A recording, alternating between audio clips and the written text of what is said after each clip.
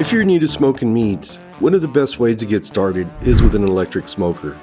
They provide a simplicity to smoking meats that lets you learn and experiment with a variety of recipes and different types of woods. It also makes it convenient to smoke steaks, poultry, and all kinds of smoked dishes like macaroni and cheese. The key to smoking mouth-watering brisket is a very long cook time with a consistent low temperature and moisture control. Get a handle on that and you can focus on recipes that'll make you famous. A smoker is basically an insulated box with a heating element at the bottom. It will turn on and off to maintain your desired temperature. Above the heating element is the water pan that serves as a barrier to the direct heat. The water in the pan will evaporate, keeping the surface of the brisket moist, allowing for smoke to trap on the surface. You can fill this with just plain water or experiment with your own concoctions.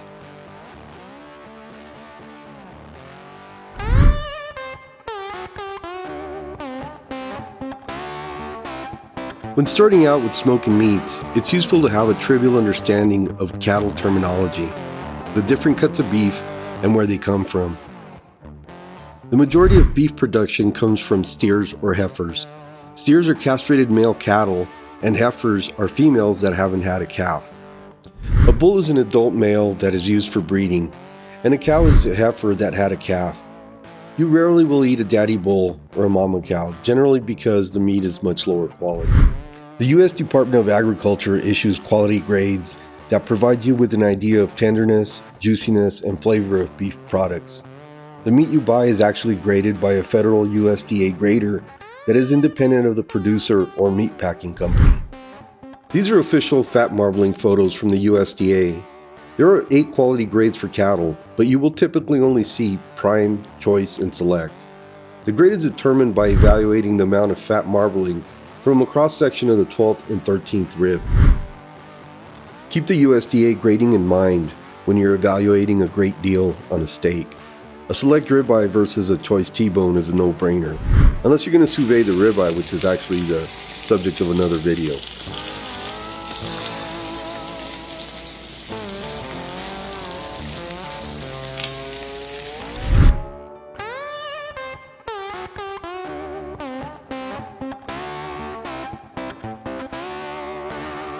Yep, this is me when I had hair with my prize Angus steer at the county fair about 40 pounds ago. We'll use them as a model to discuss certain cuts of beef and where brisket comes from. Consumer beef originates from 8 primal cuts, as recognized by the U.S. Department of Agriculture. Butchers divide these into sub-primal cuts that are further trimmed to produce portion cuts that end up on your table. The cross-section you see here divides primal cuts into 12 cuts that give you a better idea of where your favorite beef comes from. Typically, the most tender meat comes from cuts originating from the upper middle part of the steer. These cuts that include the loin and rib area are less muscular, requiring less cooking time, and have a higher amount of fat. The lower parts, legs, and their supporting muscles have a higher density of muscle fiber, requiring an extended cooking time, and can be very tough if not cooked right.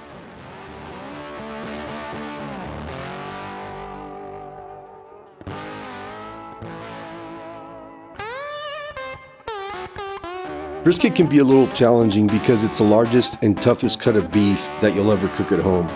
Low and slow is the secret to great brisket. A good rule of thumb with an electric smoker is 1 hour per pound at 225 degrees. The brisket on the left is a 9-pounder and the one on the right is just under 16. The 9-pounder was smoked to firm tender, the 16 to falling apart moist. The outcome is based on slight differences in preparation that we'll cover later. A whole brisket, also known as a Packer's brisket, is comprised of 3 sections. The flat is the thinner, leaner portion of the brisket. Always look for a flat that is at least 1 inch thick. The point is the fattier portion. A good point will have a good amount of marbling.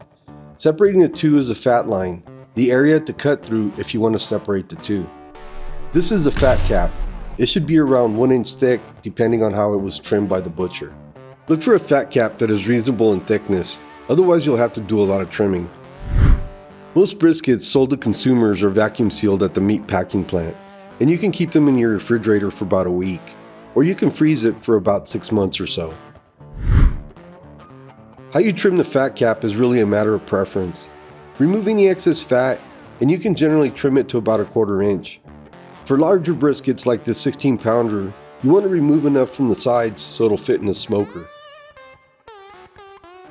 You will generally need about 1 to 2 9-ounce jars of your favorite rub, depending on the size of the brisket, just enough to cover the whole brisket to create a bark during smoking. We'll use about a cup of beef broth to inject it into the brisket. There are several methods of injecting. The most typical is using a syringe type injector or a pump type for larger or multiple briskets. Both work really good, but the syringe is a lot easier and cheaper. Injecting is optional and really a matter of preference on the amount, injection site, and what liquid concoctions are used. Diluted soy sauce, Worcestershire, bouillon, and spices are good to experiment with. The only caution is not using too much salt in your liquid. When injecting, concentrating on the flat that is thinner and tends to dry out is a good idea. Creating your own rub is an option, but the ingredients may be costly. With a huge selection of rubs out there, it may be a little easier to buy a popular name brand. Some pitmasters even swear by just using salt and pepper. When applying rub to your brisket, do so sparingly. The extended cooking time will turn the rub into a deep dark brown. Try to coat every part of the brisket with as much rub as you can. Placing the brisket on the smoker's wire rack will make it easier to insert the brisket in the smoker. It is recommended to place a thicker point towards the back, with a flat towards the front where there is less heat, to avoid drying it out. Fat cap up or fat cap down? It's strictly up to you. Both ways will come out great. Prior to loading the brisket in the smoker, set up your water pan. It's a good idea to wrap it in foil to make cleanup a little easier.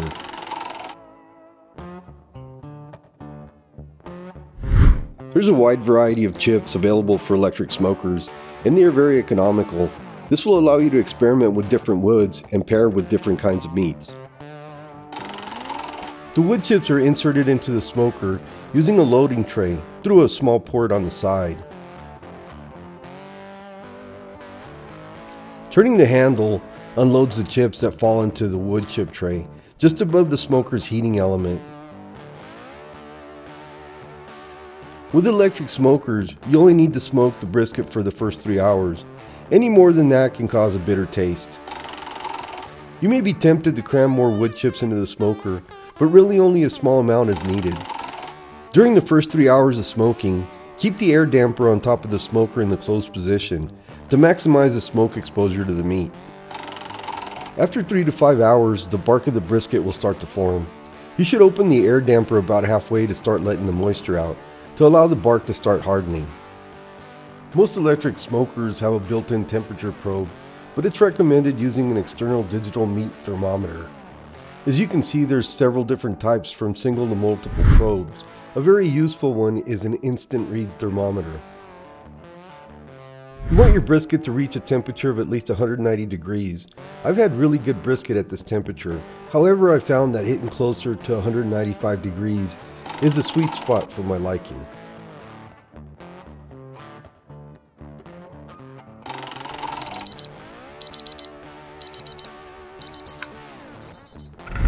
Handling a hot 200 degree 16-pound brisket can be a little challenging.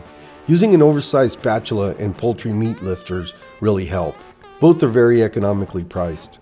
The use of a wire cart really helps in all barbecue activities, especially keeping your gear at arm's length and moving everything around. Red butcher paper has a variety of uses. Some pitmasters use it to wrap the brisket in the smoker to overcome a stall in rising temperature. Here I'm using it as a first layer to rest the brisket. Red butcher paper is very breathable and allows the escape of steam, reducing the chance of having a soggy bark. The foil is wrapped semi-loosely with a couple of vent holes on the side. Here I'm wrapping the brisket in a towel to increase the insulation. The brisket will continue cooking for a while and continue to cool down very slowly. This will increase the tenderness of the meat. The wrapped brisket is allowed to rest in an ice chest. The rest is usually for about an hour prior to slicing, but when wrapped in a towel you can hold it for about 4 hours. The unsafe temperature for brisket is below 140 degrees when bacteria begin to thrive. It's a good idea to serve it around 150 degrees. The The poultry meat lifter forks really come in handy when unwrapping and positioning the brisket, whether with an additional set of helping hands or by yourself.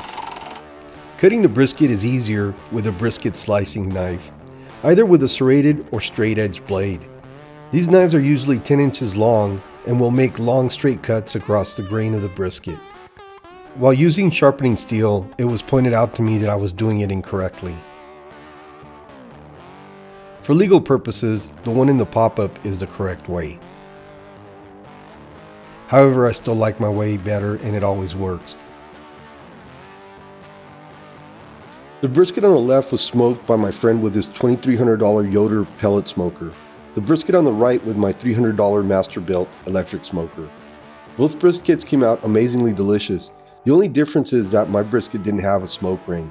If you really want a smoke ring with an electric smoker, I'll tell you how. The source of heat and smoke with electric smokers do not produce nitric oxide and carbon monoxide from burning wood for the entire cook time. As a result, you will not get a pink smoke ring. There is not enough nitric oxide to bind with the meat's myoglobin to preserve its red color for the ring.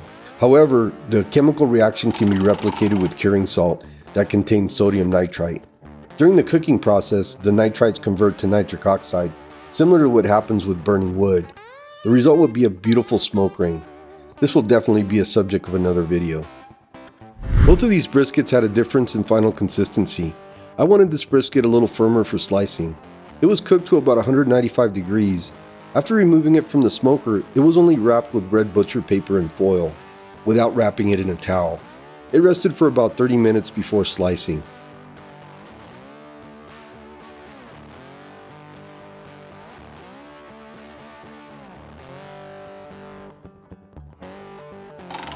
This brisket was a 16-pounder. The request from the family was very moist, falling apart tender. It was cooked to about 205 degrees. It was then wrapped with red butcher paper, foil, and wrapped in a towel. It was allowed to rest for about 2 hours in a cooler.